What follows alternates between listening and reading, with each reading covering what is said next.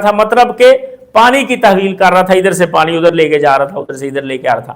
فقال الرجل، تو یہ بندہ کہنے لگا، ہاں فقال النبی، اللہ کے نبی نے کہا، ان کان عندک ماء بات فی شنۃ والا قرعنا، تیرے پاس ایسا پانی ہے جو رات پڑا رہا ہو برتن کے اندر، مشکیزے کے اندر، مطلب یہ کہ گرمی ہے، باہر سے نالیوں سے کھالی سے ہم نہیں پی سکتے، گرم ہوگا پانی.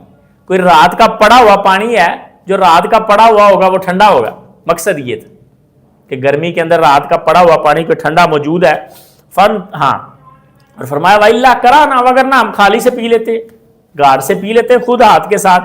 وَالرَّجُلُ يُحَوِّلُ الْمَاءَ فِي حَائِطٍ، کیونکہ بندہ باغ کے اندر پانی کو گھما رہا تھا. فقال الرَّجُلُ، وہ بندہ کہنے لگا، یا رسول اللہ، اللہ کے نبی، اندی ماء بات فی شنۃ، ایسا پانی ہے جس نے رات گزاری اپنے مشکیزے کے اندر. فانطلق الی العریش، پھر اللہ کے نبی گئے خیمے کی طرف، اس کے کمرے کی طرف. فسکب فی قدح ماء، اس نے ایک برتن کے اندر پانی ڈال کے دیا. ثم حلب علیہ من داجن اللہ، پھر اس نے اس میں دودھ دو دیا تھوڑا سا. فشرب النبی، اللہ کے نبی نے دودھ اور پانی کو مکس کر کے پیا.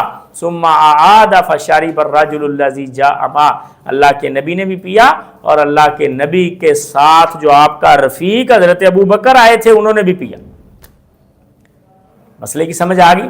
مسئلہ یہ ہے کہ کھالی میں سے پانی پیا جا سکتا ہے، چلتا ہوا پانی پیا جا سکتا ہے اگر صاف ہو، ہودی میں سے پیا جا سکتا ہے، کھالی میں سے پیا جا سکتا ہے، نہر میں سے، نالے میں سے صاف پانی جو وہ پیا جا سکتا ہے، ناپاک پانی نہ ہو، اس کے اثرات نہ بدلے ہوں، رنگ، بدبو اور ذائقہ نہ بدلا ہو. مسئلے کی سمجھ آ گئی؟ تو وہ پانی پیا جا سکتا ہے.